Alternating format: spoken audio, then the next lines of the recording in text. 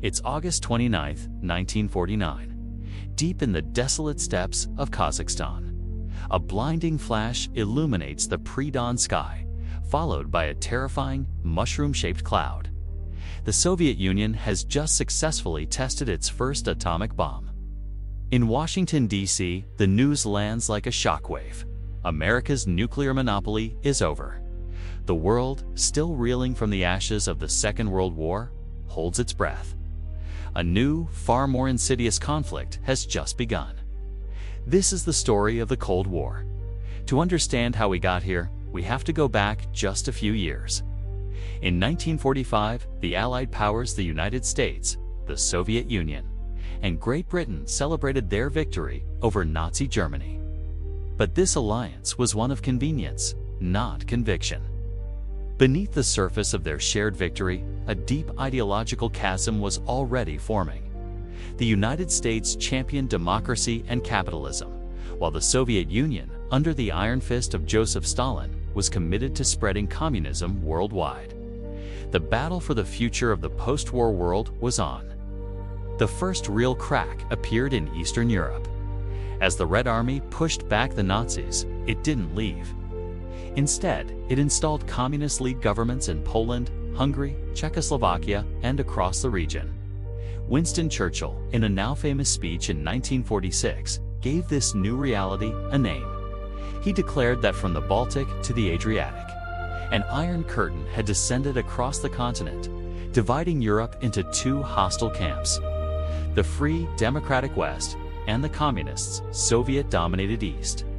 In response, the United States adopted a policy of containment. The goal wasn't to roll back communism where it already existed, but to prevent it from spreading any further. This was formalized in 1947 with the Truman Doctrine, which pledged American support to any nation resisting communist takeover. The first test cases were Greece and Turkey, which, with U.S. aid, successfully fought off communist insurgencies. But military aid wasn't enough. Europe was economically devastated, making it fertile ground for communist ideas. So, the U.S. launched the Marshall Plan, a massive economic recovery program. It poured billions of dollars into rebuilding Western Europe, revitalizing economies, and in doing so, strengthening democratic institutions. Stalin saw this as dollar imperialism and forbade any Eastern Bloc country from participating. The economic divide now mirrored the political one. The first major flashpoint of the Cold War ignited in the heart of Germany.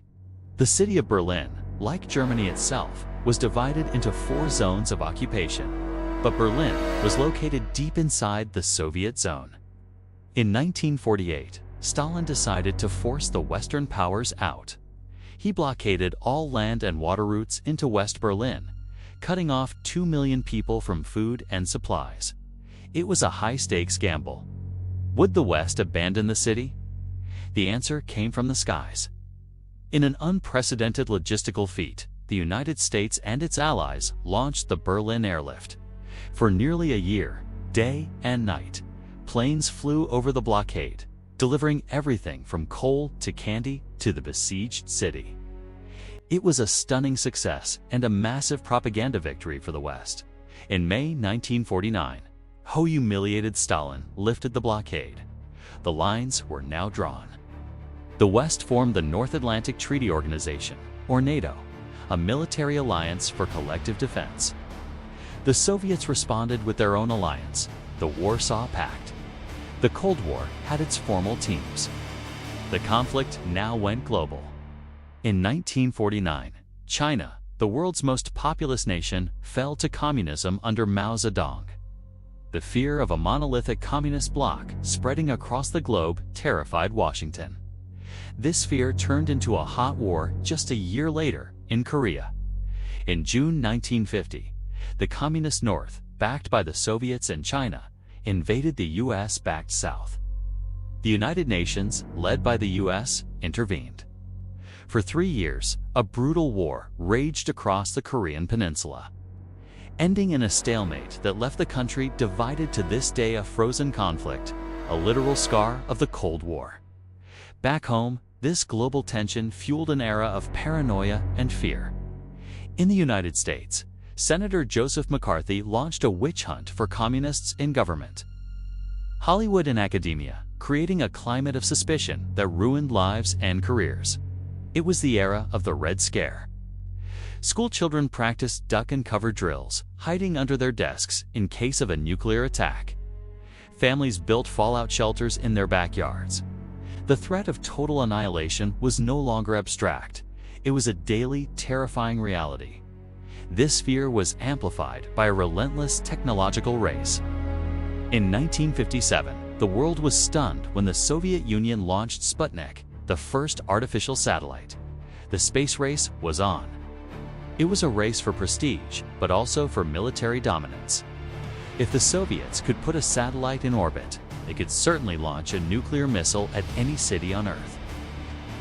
America hustled to catch up, launching NASA and investing billions in science and education. This competition led to one of our biggest wins, the Apollo moon landing in 1969. But before that, the world came closer to nuclear Armageddon than ever before. The location was Cuba, just 90 miles off the coast of Florida.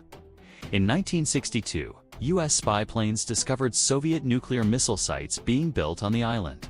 For 13 terrifying days, President John F. Kennedy and Soviet Premier Nikita Khrushchev engaged in a tense standoff. U.S. warships surrounded Cuba, and everyone held their breath.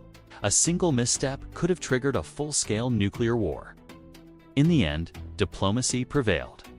The Soviets agreed to remove the missiles in exchange for a U.S. pledge not to invade Cuba and a secret agreement to remove U.S. missiles from Turkey. The world had stared into the abyss and, thankfully, stepped back. The Cold War was also fought through proxy wars across the globe. From Vietnam to Afghanistan, from Angola to Nicaragua, the superpowers backed opposing sides in regional conflicts, turning local struggles into devastating ideological battlegrounds. The Vietnam War, in particular, tore America apart.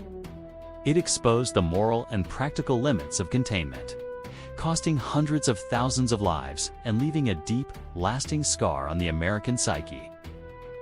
In Afghanistan, U.S. support for the Mujahideen against the Soviet invasion would have unforeseen consequences, helping to create the very extremist groups the world would be fighting decades later.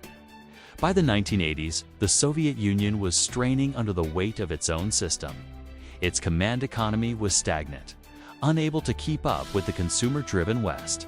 The crippling cost of the arms race and the disastrous war in Afghanistan were draining its resources. A new generation of Soviet leader, Mikhail Gorbachev, came to power in 1985. He knew things had to change. He launched two bold ideas: glasnost for openness and perestroika for economic change. He intended to reform the system, to save it. Instead, he unleashed forces he could not control. Across Eastern Europe, people who had lived under Soviet domination for decades were inspired. They took to the streets, demanding freedom. In Poland, the Solidarity movement gained power. In Hungary, the border with Austria was opened. And then, on the night of November 9, 1989, came the most symbolic moment of all. A confused announcement by an East German official led to massive crowds gathering at the Berlin Wall. Overwhelmed, the guards opened the gates. People streamed through, cheering, crying, and celebrating. They climbed the wall, chipping away at the hated symbol of division with hammers and picks. The Iron Curtain was collapsing. One by one, the communist regimes of Eastern Europe fell. The revolution was mostly peaceful, a Velvet Revolution as it was called in Czechoslovakia. By 1991, the Soviet Union itself was unraveling. The constituent republics declared independence. On Christmas Day 1991, Mikhail Gorbachev resigned. The red flag with the hammer and sickle was lowered from the Kremlin for the last time. After more than 4 decades of tension, fear, and conflict, the Cold War was over. The world changed completely. The U.S. was the only superpower, and democracy was winning. Regional conflicts, once fueled by superpower rivalry, have taken on new, often ethnic, or religious dimensions. The NATO alliance, created to counter the Soviets, has expanded, leading to new tensions with Russia. The surveillance technologies developed during the Cold War have evolved in ways that challenge our notions of privacy. And the ideological divide, though no longer strictly capitalist versus communist, still echoes in the current tensions between democratic and authoritarian states. Thank you for watching. If you found this journey through history compelling, be sure to like, subscribe, and hit the notification bell for more deep dives into the events that shaped our world.